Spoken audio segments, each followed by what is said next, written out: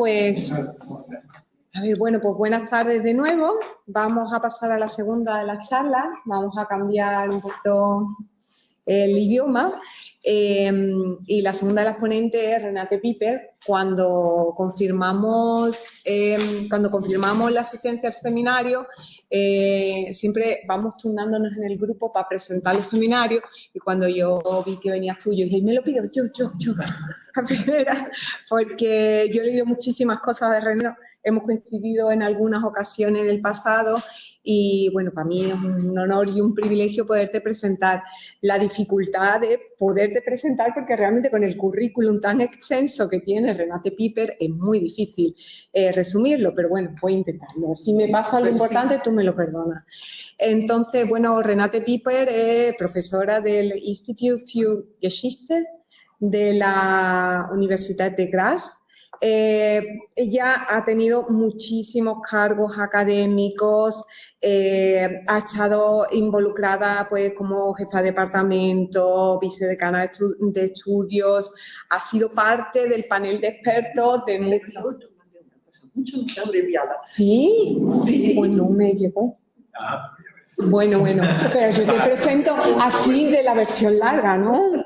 Bueno, pues ella ha sido miembro de panel de expertos en muchas organizaciones internacionales, miembro de la Real Academia de la Historia, de European Academy, ha liderado muchos proyectos de investigación, dirigido muchas tesis doctorales. Yo recuerdo con cariño un proyecto, porque dos amigos míos eran parte de él, que se llama Between the Mediterranean and the Atlantic, Seville, 1550-1650, que de ahí salieron alguna tesis doctoral muy interesante. Ya está involucrada en temáticas relacionadas con la revolución de los precios, la cultura material, producción y circulación de plata, las redes de comunicación durante el reinado de Carlos V, y ha publicado pues muchísimos artículos en revistas muy importantes como Culture, History, Cuaderno de Historia Moderna, y publicado también muchos libros, coordinado muchos libros. A mí hay uno que me encanta, que es Mining, Money and Markets in the Early Modern Atlantic, que también estaba con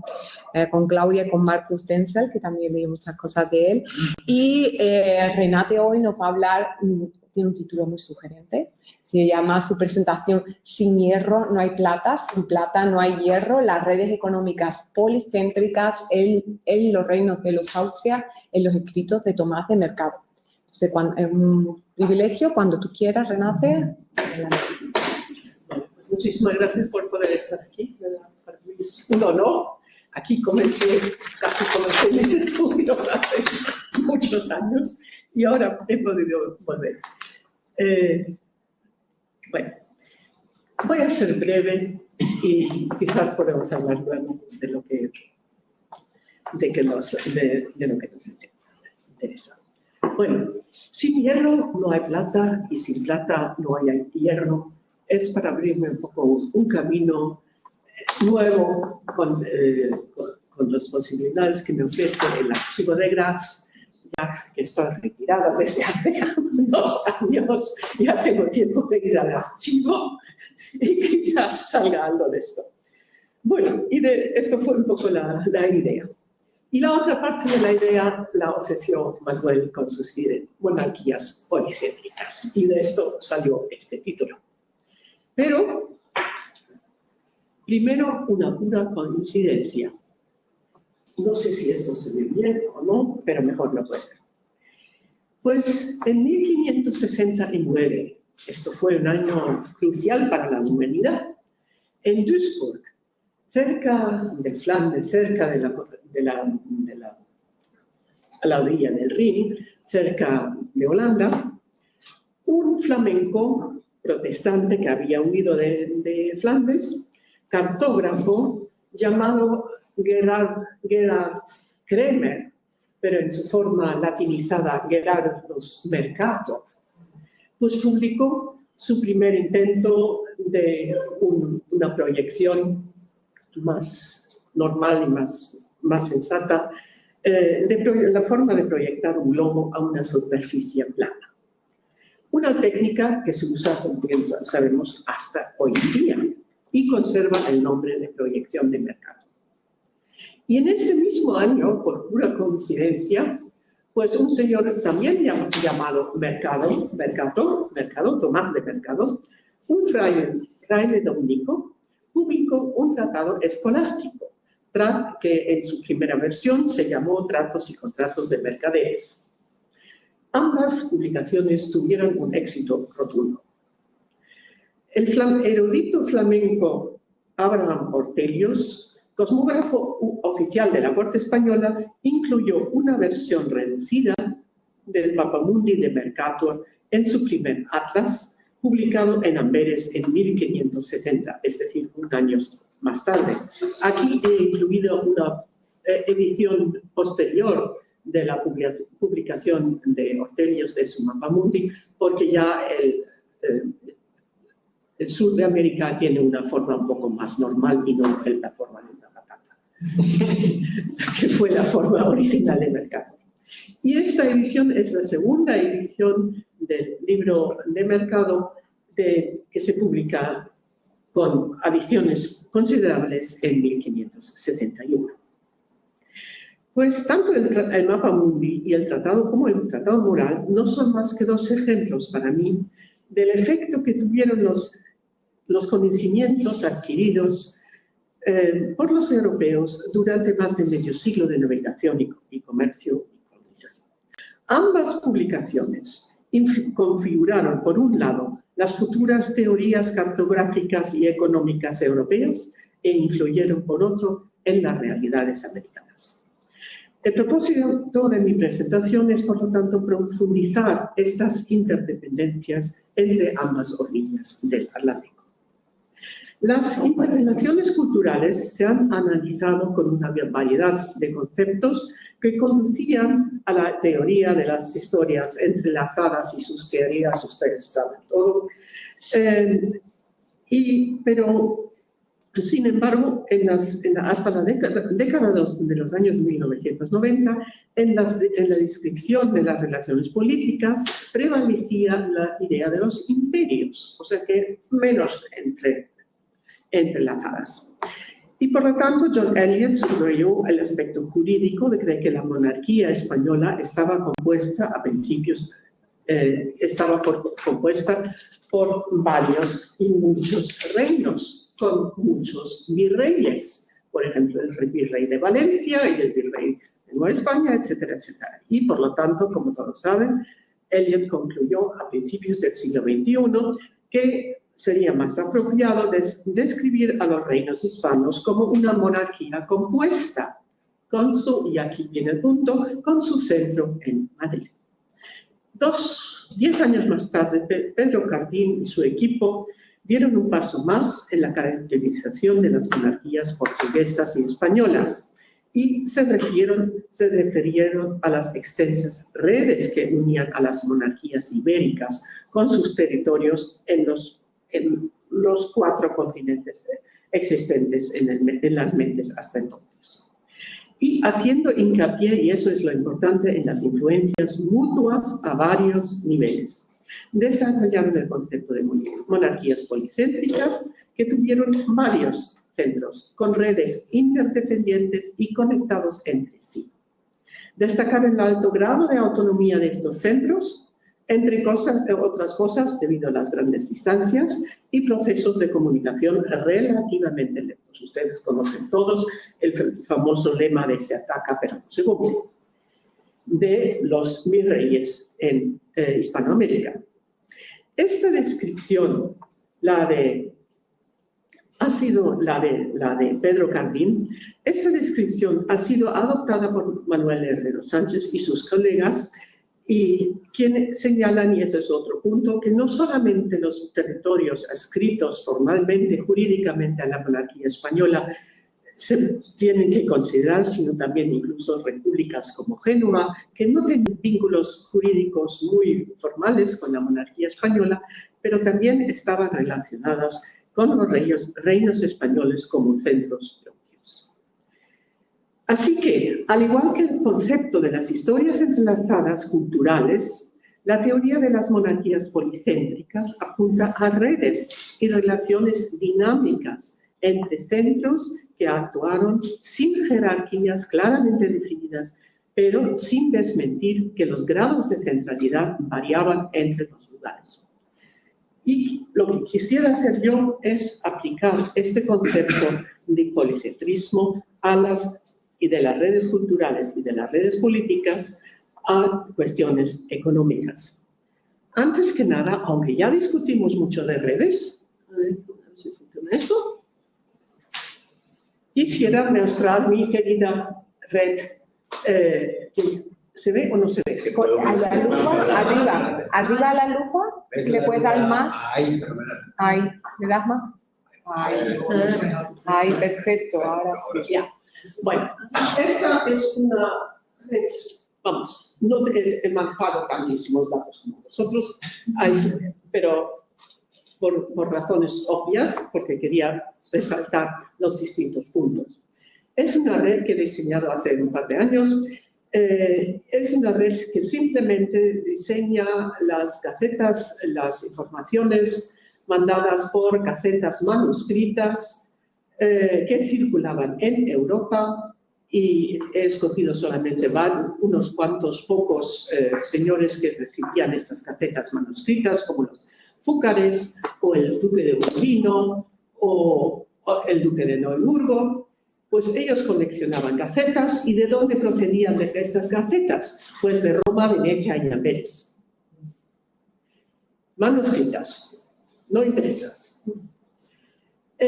Y solamente he escogido y tampoco todos, las gacetas que hablaban sobre el ataque de Sir Francis Drake, o Sir, o más bien el Drago, el ataque a Santo Domingo en 1586. Bueno, entonces lo que me interesa resaltar aquí, que claro, las primeras noticias llegan a Sevilla, pero Sevilla no es el centro de esta difusión de noticias. Y Madrid tiene una cierta preponderancia en este caso bien específico. Pero Amberes, Venecia y Roma y Colonia hasta cierto punto, aquí en este caso es menos importante, pues estos son los centros de la red. En mi caso, sobre noticias de América. Pero también Londres entra. O sea que no hay un centro, sino policéntrico. Y eso no es una cosa fija, sino movediza, depende de la situación, depende de las noticias, etcétera, etcétera. Bueno, vuelvo a mi señor mercado, que es más bonita la imagen. Pues lo que yo quiero hacer es pensar no tanto de una forma cuantitativa, ya me he hecho vieja y ya no quiero esos programas, sino más bien un poco más de cualitativa, y preguntarnos hasta qué punto podemos hablar, en el caso de la economía, sobre una red policéntrica, a varios niveles. Y esto de policentrismo también dejo esta red. Pero en este caso las direcciones son únicas, pero en otros casos policéntricas, las direcciones de las redes son en ambas direcciones. Dejo esto quizás. Bueno, y esto aplicarlo a una situación de las economías de la monarquía hispana parece un poco aventurado. A partir de la década de los 1970 habíamos aprendido con nuestro amigo Wallerstein que había un centro en Europa y sucursales o ¿cómo se llama? Periferias en todos los demás mundos. Bueno, además, incluso un señor como Kenneth Pomeranz, en The Great Divergence, lo mira mira las actividades de los principios de la globalización desde un punto de vista de los mercaderes europeos o de ascendencia europea hacia los demás, y no interconexiones. Entonces, incluso parece aventurado caracterizar a las economías de la monarquía española de policéntricas, si incluso la organización legal del comercio transatlántico parece haber estado especialmente jerarquizada y concentrada en el puerto de Sevilla y Cádiz, con el monopolio legal, ahí donde entra el policentrismo.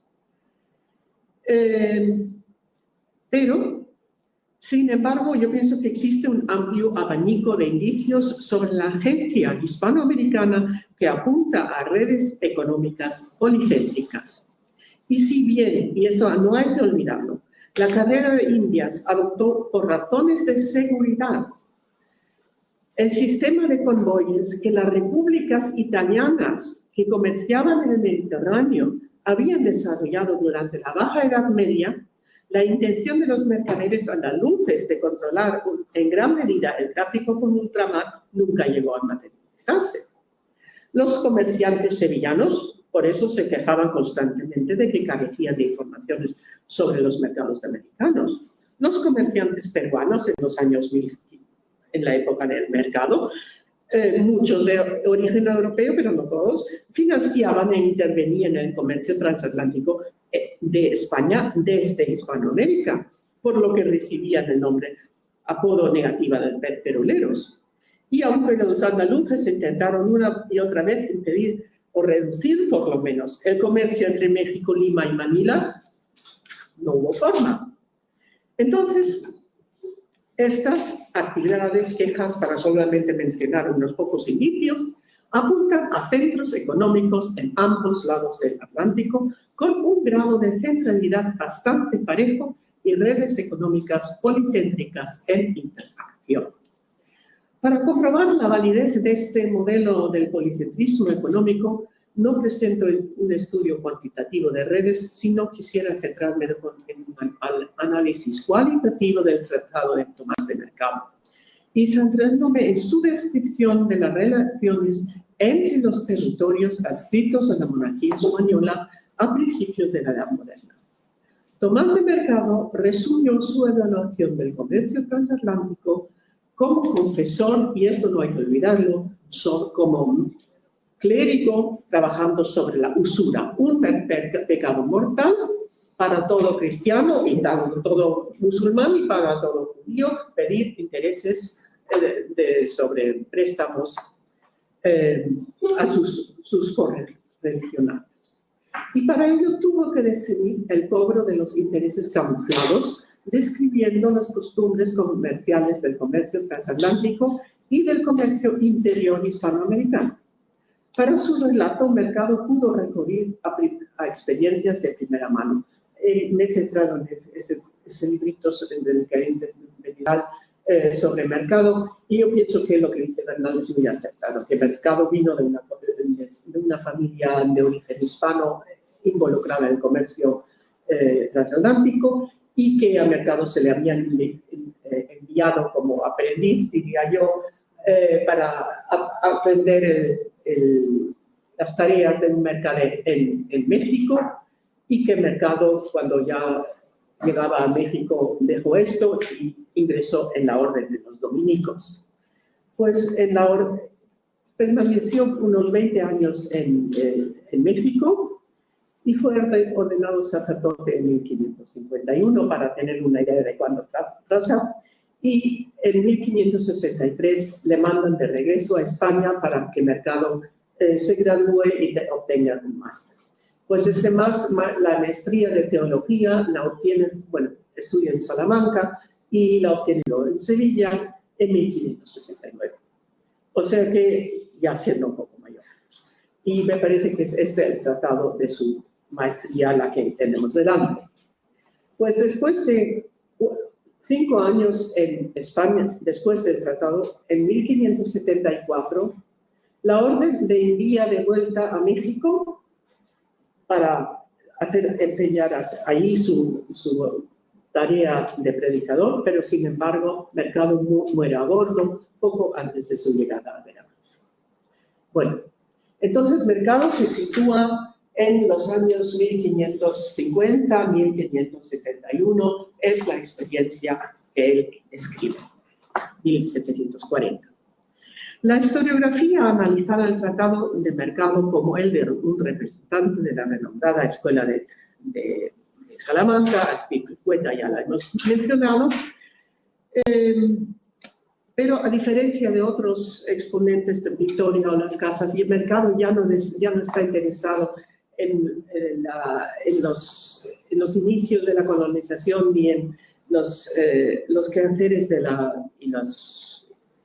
y los sufrimientos de la población indígena, sino que se ocupa de los sufrimientos de la conciencia de la élite hispanoamericana, de los grandes mercaderes de sus prácticas mercantiles. Mercado escribe su tratado cuando las relaciones intercontinentales, y esto me parece que es importante, ya se habían formado durante medio siglo y las economías americanas se habían recuperado de las guerras de conquista y se habían establecido nuevos regímenes sociales y nuevas estrategias económicas. Ahora bien, la percepción que tuvo Mercado de las relaciones que unían a las economías de la monarquía española y del grado de centralidad que tuvieron los focos económicos en ambos lados del Atlántico, quiera examinarla a través de su descripción del intercambio y del uso de la plata y del hierro. ¿Por qué esto? Esto. Vamos. Aquí primero. ¿Por qué plata y hierro?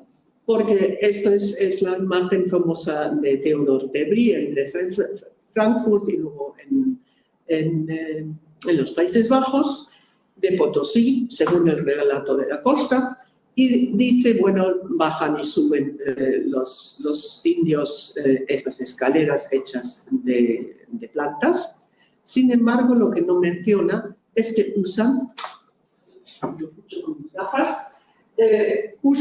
estas herramientas para sacar el metal, y estas herramientas son importadas y son de metal. Bueno, o sea que sin hierro no hay plata, pero sin plata tampoco hay hierro. ¿Se ve esto más o menos? Esto es una imagen, un poco más tarde, de mediados del siglo XIX, de la región donde vivo ahora. Me aceptaron ahí de emigrante por 25 años ya. Y es la minería de hierro de los Alpes de Siria. Siria, más en sus albores, en su máximo produce cerca del 10-15% del hierro europeo, pero vamos, es una época muy corta. La mayoría del hierro que llega a América es de procedencia vasca. Pero aún así yo pienso que es importante porque esta minería de hierro, aquí ven las escaleritas, pero estas ya son de madera, que están también pintadas de fuera, pero están de dentro, y que aquí está la entrada. Pues esta minería de hierro pues necesita de financiación. ¿Y con qué se financia? Pues con crédito basado en plata. O sea que si no, no lo hay. Bueno, y además quiero comparar el texto de Mercado con otras fuentes administrativas contemporáneas.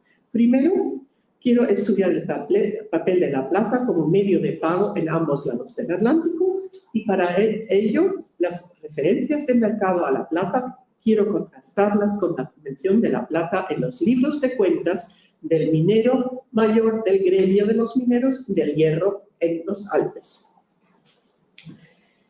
Esta era y por además este hierro, por sus calidades especiales, es el llamado acero de Estiria, recibe incluso su propia cotización en la bolsa de Ámsterdam. Allí, por Postumus, no sé, no le suena el señor Postumus, él tiene la cotización, sí, bueno, él tiene Styrian Steel, o algo así, dice.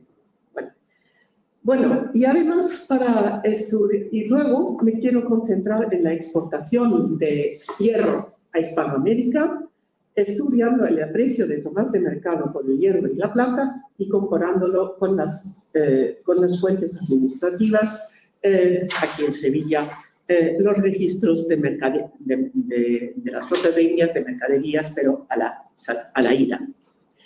Y pienso que estudiando el aprecio de Tomás de Mercado por el hierro y la plata y comparándolo con otras fuentes administrativas, podríamos determinar, obtener una idea, si las economías de la monarquía hispana pueden considerarse como policéntricas o si bien existían grandes diferencias jerárquicas entre unos lugares y otros y por lo tanto solamente existía un centro principal en Europa. Primer punto, la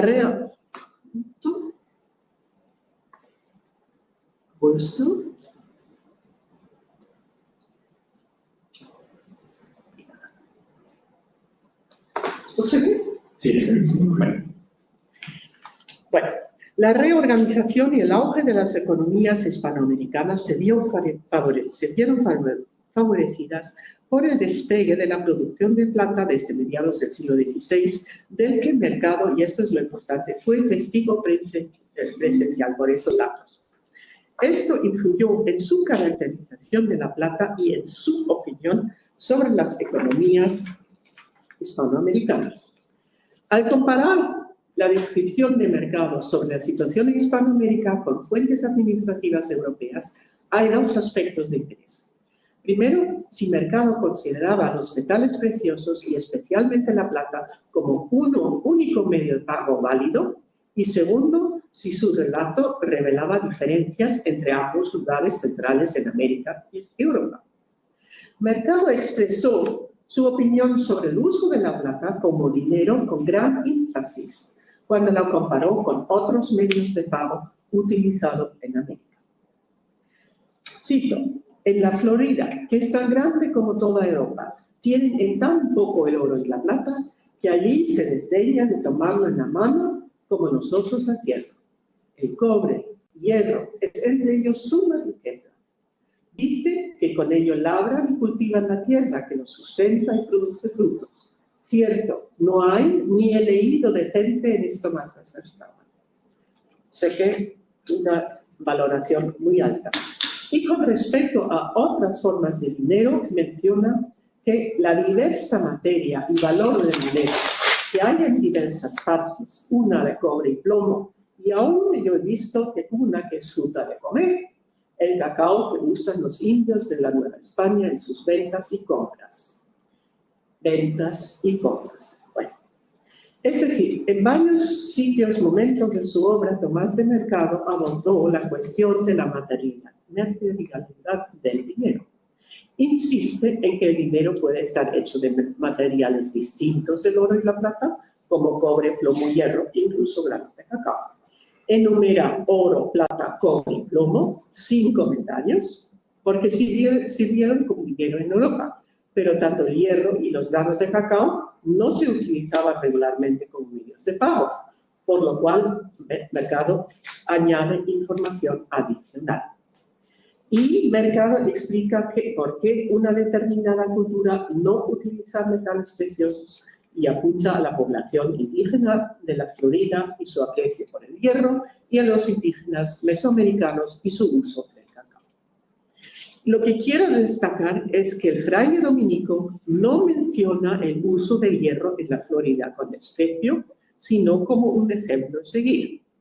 Y del mismo modo, tampoco hay ninguna noción de desdén o de superioridad cuando se refiere al uso de los granos del cacao. Simplemente escribe la diversa materia, etcétera, etcétera, y dice en sus ventas, los indios de Nueva España, en sus ventas y compras. No habla de trueque. Esta palabra sí la usa en otros sitios de su tratado, pero en ese momento específico, no.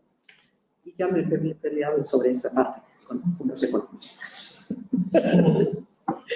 No hay nada en sus argumentos que sugiera que desdeñaba las prácticas observadas en Florida y Nueva España.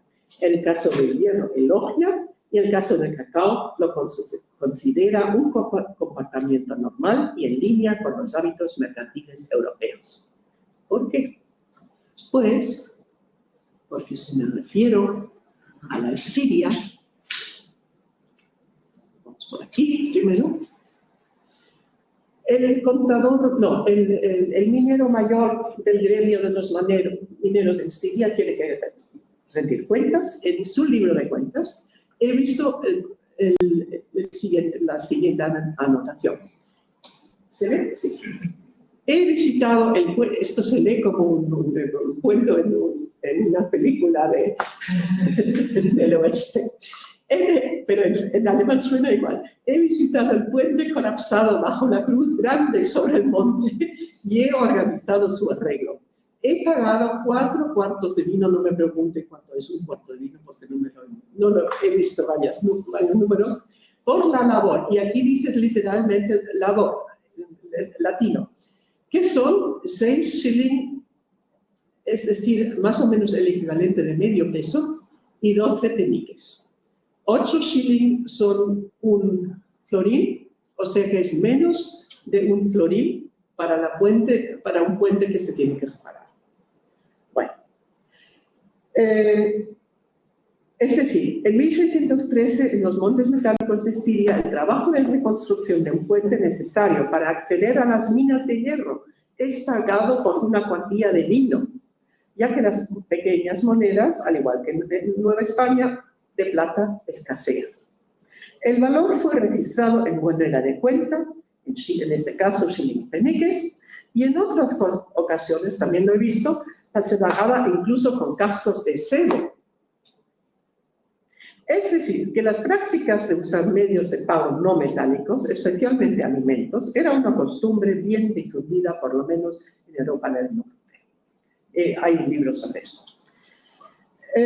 Tanto en Europa como en las Américas. Y en su intento de distinguir entre usura y formas de pago legal, según el derecho canónico, Tomás de Mercado tuvo que definir lo que era dinero, y por eso subraya el uso de diferentes medios de pago y daba a distintos materiales un estatus equiparable en las ventas y compras.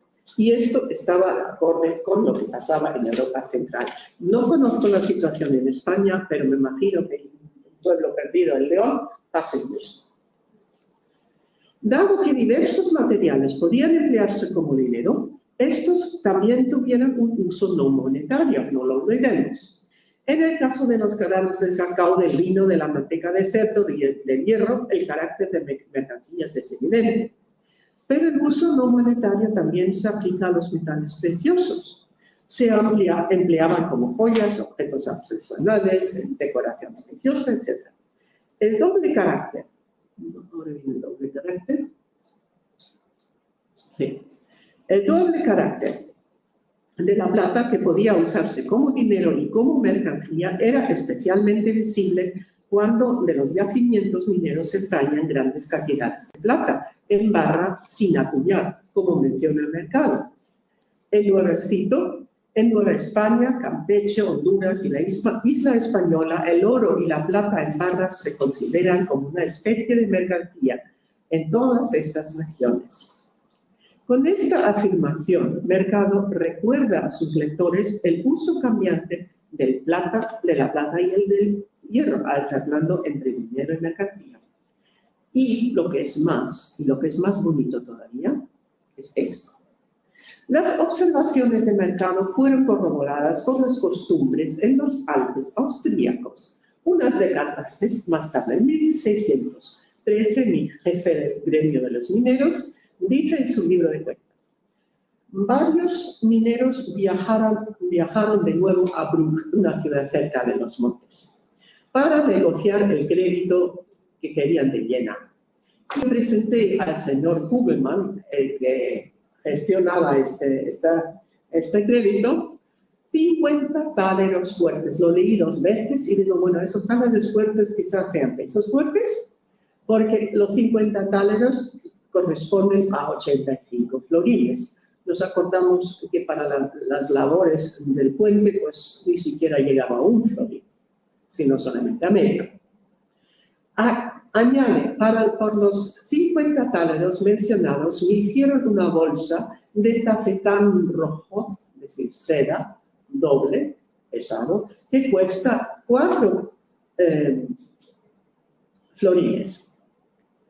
O sea que el término táleros fuertes hace referencias a monedas con un alto contenido de plata que no se usaban regularmente como dinero en la región alpina, donde eran más comunes las monedas más pequeñas, circulaban poco bien. No había sido apropiado para pagar dinero para facilitar una transacción de préstamo a un funcionario de la Corte de Viena, el señor Kugelmann, que tenía un estatus más o menos similar al jefe de la Asociación de los Mineros. Pero el funcionario de la Corte, el señor Kugelmann, esperaba una recompensa por su intervención. No se las quedar sin nada. Por ellos, los táleros se entregaron como regalo en una bolsa de tafetán rojo. Los táleros se manejaban como otros objetos artesanales de plata y en este momento no tenían el carácter de dinero. No debían de detenerlo. Era una joya valiosa. Estas monedas podrían haberse utilizado para collares de plata, un accesorio masculino habitual en la época, y nosotros todavía lo conocemos en parte como las cadenas de oficio, que también tienen sus monedas de plata o oro. Los ejemplos dados por Mercado y en el libro de cuentas de Estiria muestran que el uso de la plata y el hierro como dinero y como mercancías era similar en ambas regiones. No dependía de un estatus jerárquico entre los distintos centros, es decir, de un mayor grado de centralidad de un lugar mercantil, sino de las circunstancias en un lugar y un momento determinados. Y si no era apropiado ofrecer dinero a un oficial de la corte, pues se presentaban monedas de plata como obsequio. Y si tenía lugar una transacción mercantil, se utilizaban estas mismas monedas de plata como medio de pago. Las explicaciones de Mercado y las costumbres del centro minero de hierro en Estiria apuntan a prácticas mercantiles comunes en ambos lados del Atlántico y a redes económicas que unían los centros mineros en los Alpes y la Nueva España con los grandes centros mercantiles interconectados a ambos lados del Atlántico, constituyendo la base económica de la monarquía española policéntrica. Mi segundo ejemplo, no miro a la... No sé cómo voy, no quiero saberlo. Va bien, va bien. Segundo ejemplo, hierro y acero, mercancías comercializadas a través de las redes transatlánticas. La descripción del mercado de hierro y acero como mercaderías comerciadas a través del Atlántico ofrece otra posibilidad de explorar si el sabio doctor salmantino, sevillano, mexicano, consideraba que los intercambios transatlánticos se efectuaban sobre una base equitativa o si, en su opinión, hubo diferencias entre el uso y la estima de hierro y acero entre los distintos centros mercantiles. La descripción de mercado se compara con la posición de hierro y acero en los registros de mercancías de los navíos de la carrera de Indias a su traspaso de salida de Sevilla. En su tratado sobre las prácticas comerciales, Tomás de Mercado dedica un capítulo al comercio y mercaderes de Indias. Menciona que los miembros de las comunidades europeas en Hispanoamérica o bien se dedicaban al comercio transatlántico o bien a la minería. Y decía en concreto, sí. Lo segundo es de advertir que el modo de vender en aquellos reinos americanos es cierto, real y hidalgado, muy diferente de que se usa en toda España, ni en Sevilla, ni fuera del reino en Flandes o en Italia. Mercado subraya la existencia de normas comerciales comunes en toda Europa, toda España, Sevilla, Flandes, Italia, y que los hábitos mercantiles de las ferias transatlánticas de la América española diferían en algunos aspectos considerablemente de los europeos. Pero antes de entrar en las diferencias, Mercado subraya que el comercio en Hispanoamérica respetaba los códigos comerciales. Habla de un comercio real y ahidalgado, vigentes en Europa, pero también en Hispanoamérica. Así que Mercado destaca que a pesar de las peculiaridades de las ferias americanas, estas tenían un estatus respetuoso y los intercambios transatlánticos se realizaban sobre una base profesional y de igualdad.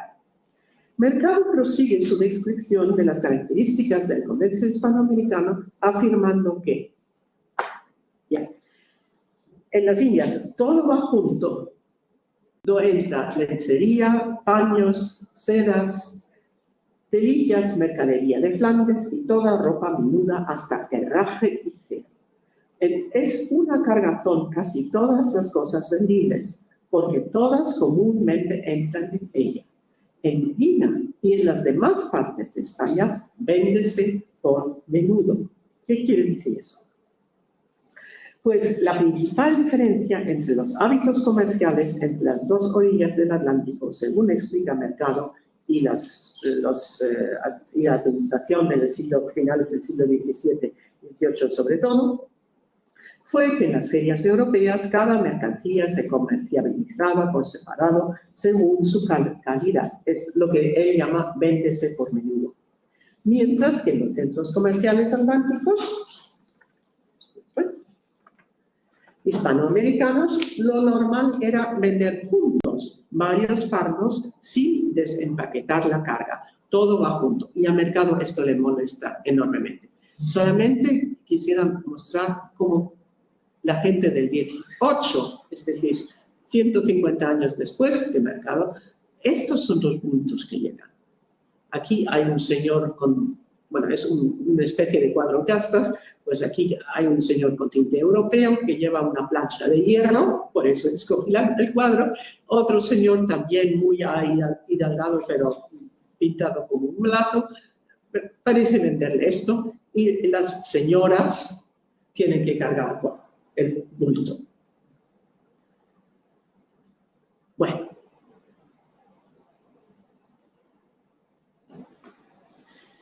Vayamos primero con esto. Mercado no da una explicación para esta práctica en particular, pero le molesta. Pero el resumen común era que comerciar a través del Atlántico es una presa de alto riesgo, los peligros de la mar, las grandes distancias, el largo tiempo para completar las transacciones y lo que pocas veces se menciona es el elevado número de mercaderes que implicaba esto. Y con lo cual había de tener una forma de seguridad y de seguridad. Bueno, y además el desconocimiento de los mercados americanos llevaban a los comerciantes europeos a repartir su riesgo y cargar toda una serie de mercancías diferentes en la cargazón de un mercader declarada en un mismo registro de un navío. Frecuentemente los mercaderes emitían varias declaraciones o cargazones sobre un solo barco y luego además las repartían entre los barcos. Recuerden, un viaje de casi 3 meses. En la época de Mercado son unas flotas solamente en Nueva España de 40 naves. Más tarde sube a 60 según los estudios de nuestro amigo Chulú. Y entonces se celebra con 40 o 60 barcos una gran feria en una ciudad donde Veracruz, húmeda, calurosa, poco poblada, no había tiempo ni espacio cubierto suficiente ni mano de obra abundante para descargar los barcos, desembalar los barriles y los fardos, vender las mercancías por menudo, como dice Mercado, volver a reembalarlas de nuevo, cargarlas a las mulas y sobre todo redactar toda la correspondencia, la documentación correspondiente. Y por ello, Mercado explica que en las ferias no hispanas, tal como pasa en Puerto Velo, se calculaba, y ahora es lo interesante, se calculaba un aumento porcentual basándose en el monto de la producción de plata que había llegado. Y la base del aumento es el valor indicado en los registros del navío aquí.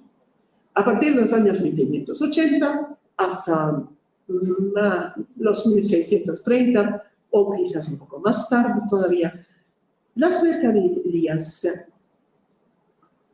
no se verá, las mercaderías aquí se mencionan una por una, viene su valor, se añaden, esto es un registro, hay varias firmas abajo en el registro, hay un valor final sobre el que se calcula el almojarifazgo y la avería, y todo esto se manda 3 veces. Bueno, una copia se queda aquí, la otra viene con el barco, sobre la cual se calcula el almojarifazgo en Veracruz, en Puerto Velo, y la tercera, a la que me gusta referirme yo, es la que se queda con la cargazón, que no se desempaquetea. Bueno, y entonces, y por para cada barco tenemos la suma de todos esos registros, y para la flota total también tenemos la suma del valor de toda la cargazón, sea falsa, ficticia o no, con fraude o no, eso depende, pero la cogen como base para calcular los precios en Veracruz, según mercado. ¿Me he explicado? Bueno, creo que ya no hace falta decir nada.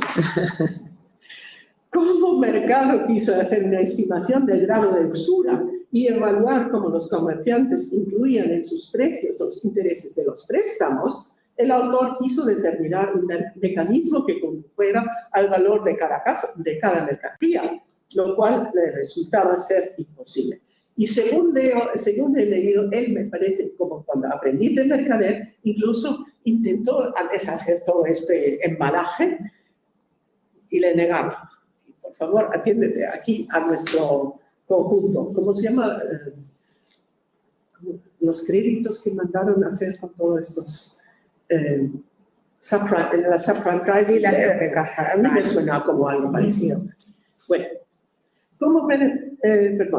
para comparar las prácticas comerciales de los centros hispanoamericanos con las ferias europeas, el dominico tuvo que centrarse en este porcentaje bruto que se añadía al valor de la carga tal como se había declarado en Europa. ¿Y qué pasa ahora con mis queridos hierros? Estas fotos, gracias a Dios, hice un viaje a México en junio y visité al Museo de Reinal, y ahí habían expuesto un par de clavos, cuchillos, llaves, fuentes, herraje mular y caballar, que no puesto en estas fotos, o sea que todas esas cosas de hierro. ¿Y qué pasa con la apreciación del hierro que el mercado explica? En el caso del hierro se hacen evidentes las prácticas empleadas en los mercados ultramarinos analizados por mercado. El teólogo enumera, como han visto antes, las mercancías que se comercializaban, la lencería, los paños, ¿dónde está? Aquí está la cita. La lencería, los paños, las sedas, las telillas, las mercaderías de Flandes y toda ropa menuda. Y como último punto, véndese aquí herraje y cera, es lo único que se enumera, pero por lo menos se enumera. Bueno, el lino y los paños comunes eran las exportaciones europeas más importantes. La seda y los paños finos tenían un precio más elevado, pero eran menos abundantes. Y los tejidos pequeños, como los encajes de Bruselas, pues se traen de Flandes. Y cuando menciona otras menudencias, puede referirse, yo qué sé, a peines, a collares, a objetos de cruces, de papel, pintura, lo que sea. Es evidente que el mercado tenía en este caso, poca estima de ferretería y cera. Eran los últimos que se mencionan. Aún, sí, especialmente la cera y también la ferretería son indispensables para el culto católico. Según mercado, y eso es lo que me hizo un poco de risa, los mercaderes mezclaban en un mismo cargamento, en una misma declaración, herraduras con clavos, con sedas y telas finas. Bueno, si esto se mira un poco con más detalle, no es tanto. En lugar de alabar la utilidad del herraje, como lo hizo cuando menciona el hierro en la Florida, pues Mercado mostró un escaso aprecio por los pertrechos de hierro cuando describió los hábitos comerciales de las mercaderes de las ferias americanas. No obstante, las incluye. La baja opinión que el mercado tuvo del hierro pudo ser un eco de la estima de los comerciantes europeos y el moderado valor por peso de muchos artículos de hierro, porque esto implicaba costes de transporte relativamente considerables. Bueno, si esta descripción de mercado la comparamos con un análisis de estos registros, yo hice, esto fue mi primera tarea de estudiante aquí en Sevilla, no digo cuántos años. Antonio Gonzalo Vaquero me mandó aquí al archivo y dijo, mira, aquí es este legajo y mira si tú encuentras. Bueno, yo repasé varios navíos y me encontré uno que iba a... Bueno, no iba a España, iba a Puerto Velo, pero en conserva de la flota de la Nueva España. Era un navío de 1598, es la fecha no es muy importante, de unas 200 toneladas, pues, o sea que un navío normal y corriente. No pasa nada. La flota total tenía 31 navíos y unas toneladas de 6.600 toneladas, o sea que una cosecha genial. Y había 120 mercaderes y otros particulares que habían presentado su declaración y había 142 registros, es decir, varias personas habían presentado más que un registro. Entre ellos, los particulares figuraron varios juristas, un médico, un farmacéutico y un pintor.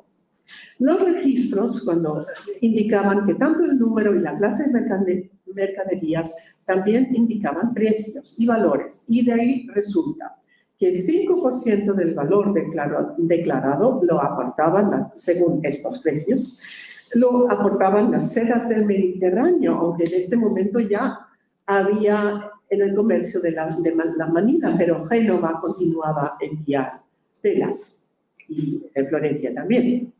Los paños finos de España, Italia y Flandes aportaban el 20% del valor de España, mientras que el herraje contribuía 13%. Y para compararlo con los vinos, solamente aportaban un 7% de oro y la cera 2%. O sea que, al contrario del poco valor y aprecio que expresó un mercado, el monto del herraje fue bastante considerable y bastante más importante que los famosos frutos de la tierra como el vino y la cera. Y el valor fue más de la mitad de los paños finos exportados a Hispanoamérica. O sea que no es desdeñable eso del acero. En segundo lugar, el comercio al por mayor en las ferias americanas era casi tan amplio como lo describía Mercado. Los tratos se referían a la carga del comerciante enumerada en uno o varios registros, pero no a un solo fardo o un solo barril, porque un mercader podía incluir varios fardos. Los mercaderes solían consignar sus registros con varios fardos a socios concretos, y esto ya es mi punto, o a sus representantes en América, porque siempre decía, esta mercancía es de fulano de tal y tal, está consignada a señor tal y tal en Veracruz o en Puerto Velo, y si este no está, pues se puede es otro representante, o al que su poder tuviere. Y yo me pregunto, la pregunta que te hice a ti, ¿hasta qué punto estos papeles se vendían o traspasaban? ¿Y qué pasa entonces con el fraude ahí adentro? Entre paréntesis. Bueno, lo que realmente... Y las herraduras, bueno, no, perdón, que me he saltado todo esto. El empleo de la misma documentación en Sevilla y en América, así como la peculiaridad de no abrir los fardos que contenían toda clase de mercancías y la compra-venta de mercancías en bloque en base a los registros de mercancías, costumbre muy criticada por Mercado, tuvo razones prácticas administrativas. Los registros de mercancías tuvieron tanto un valor legal con respecto a la administración real y además se emplearon para los contratos particulares y tuvieron, insisto, hay 4 firmas y son firmas de mercaderes, porque son los mercaderes del consulado que han comprado, vamos, que tienen en sus manos el almohadizazgo y sobre todo la villa. Y esto a mí no me quita la idea de que esto también puede ser un instrumento legal como una letra de cambio. Yo no lo sé, es mi pregunta. El empleo de una jerarquía que hubiera dado preferencia a plazas mercantiles y comerciantes asentados en Europa con un grado de centralidad mayor no ha sido descrito por Tomás de Mercado ni se presenta en esta documentación. Punto. Así pues, en contra de las suposiciones de mercado, el análisis de los registros de mercancías sevillanos demuestra que la ferretería era un artículo importante del comercio transatlántico, pero de acuerdo con la descripción de mercado, las mercaderías se enviaban, comercializaban y grababan juntas tanto por los mercaderes como por los oficiales de la corona. Bueno, en cualquier caso, los documentos administrativos y el tratado teológico no establecen diferencias entre los centros comerciales de uno y otro lado del Atlántico, y los centros mercantiles americanos se situaban incluso al mismo nivel que las plazas mercantiles y ferias fuera de la monarquía Europa, Flandes e Italia. Sumo, no sé cuándo, cómo voy, pero sumo. La suma de 1571 del dominico castellano Tomás de Mercado, que abordaba la cuestión moral de la usura y discutía la incipiente teoría cuantitativa del dinero, se basaba en una descripción de la economía de la monarquía española como una identidad policéntrica. Mercado eligió sus ejemplos para probar sus argumentos sin distinguir entre centros económicos. Mencionó los medios de pago utilizados en el antiguo Reino Mexica, el grano del cacao, y en la Florida, el hierro, al mismo nivel que los metales preciosos en Europa. Y demostró que, en su opinión, los metales preciosos en América, como en Europa, tenían el carácter de mercancías en determinadas circunstancias y lugares. El planteamiento de mercado pudo ser corroborado por las costumbres en las regiones mineras de hierro de los Alpes estírios hacia 30-40 años más tarde, en donde de grados de cacao se necesita vino y cebo, cuando escaseaban monedas fraccionarias de plata o mellón. A la inversa, monedas de plata pudieron servir en ambos lados del Atlántico como mercancías, pero también como joyas. La igualdad de los lugares mercantiles a ambos lados del Atlántico y los conceptos de mercado también quedó patente en su descripción de las ferias transatlánticas americanas. Destacó que las diferencias entre las ferias europeas y las hispanoamericanas para encontrar un enfoque adecuado al problema de la usura. Mercado comparó las costumbres de ultramar con las de distintos lugares europeos, como Flandes e Italia, vinculados a la monarquía española. Destacó que los comerciantes americanos se comportaban de forma real y ahidalgada. Perdón, me he olvidado mi última foto. Que ya les he enseñado.